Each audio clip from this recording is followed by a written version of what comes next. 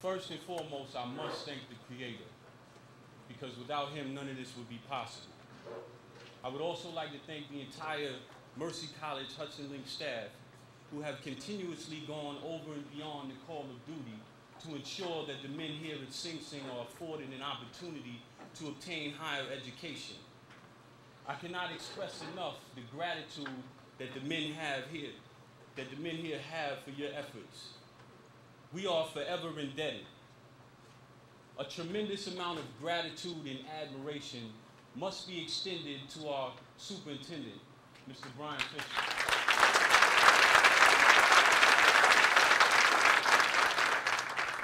His unwavering belief in the reformative power of education has translated into an unprecedented degree of support and encouragement for higher education. I was one of the men whose dream of obtaining a degree was threatened by the closing of Tapan. I witnessed firsthand the strides that Mr. Fisher took to accommodate us. He is a man for whom I have much respect and a tremendous amount of gratitude.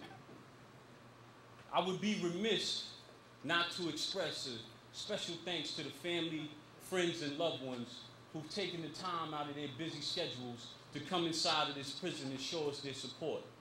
It is undoubtedly your love and support that has allowed us to persevere through the trials and tribulations associated with being incarcerated. As these degrees are testaments, together there are no obstacles too big for us to overcome.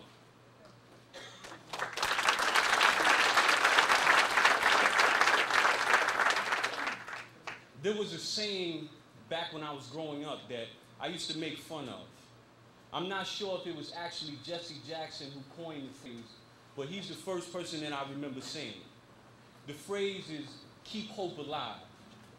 I used to hear people say this with such conviction, and my friends and I would mock them and laugh. As a young person, I used to make fun of this adage because I didn't understand the importance of keeping hope alive.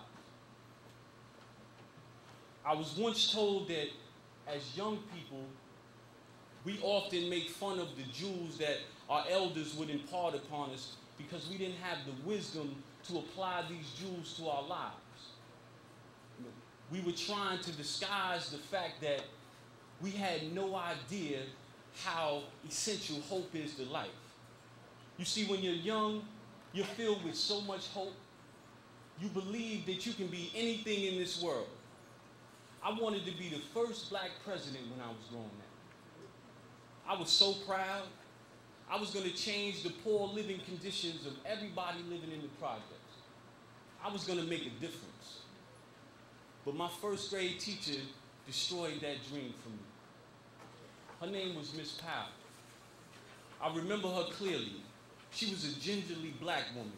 She told me that I wasn't astute enough to be president. That was the first year I was held back a grade in school. I was held back twice in public school. And the only way that I made it out of junior high school was through social promotion, because they told me that I was too old to stay there another year. And after a year in high school, my guidance counselor told me that I should really consider taking some type of vocational training. And here I am now, the valedictorian.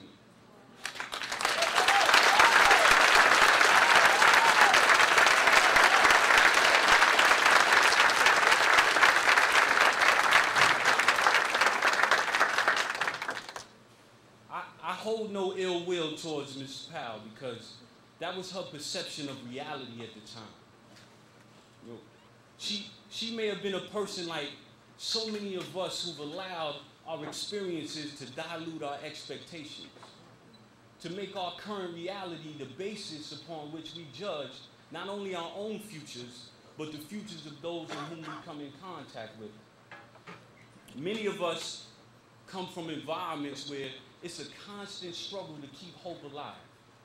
Without positive reinforcement and positive role models leading us by example and showing us that it is possible to persevere and that we can fulfill our dreams. Without these affirmations and role models, many of us lose hope. With each disappointment, a little bit of hope dies inside of us. You see, I was one of those people that lost hope. My hope was wounded during my adolescent years, but it didn't die until I was 20 years old. I remember the day vividly. It happened at 2:36 a.m. on the morning of July 10th, 1994. This was the day that I made the worst decision of my life. As soon as the bullet left the gun, I knew that any hope I had of becoming someone that my family would be proud of was gone. That any hope that I had of making a difference in this world, of doing some good and achieving salvation was gone. I not only destroyed my own hopes and dreams, but I robbed a man and his family of the chance of fulfilling their hopes and dreams as well.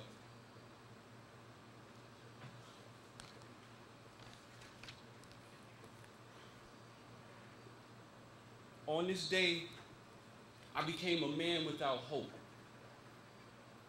I was like the walking dead.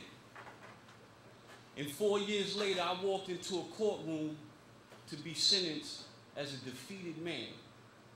I held my head down in shame. I couldn't even look at Leonard's family. I heard my own family call out to me in support, but I couldn't bear to look at them either. I had destroyed so much. 2 families were devastated, and it was all my fault. As I sat there, Leonard's father stepped forward to address the court, and I sat there waiting for him to lash out at me. I welcomed it because I deserved it. He had every right to be angry with me.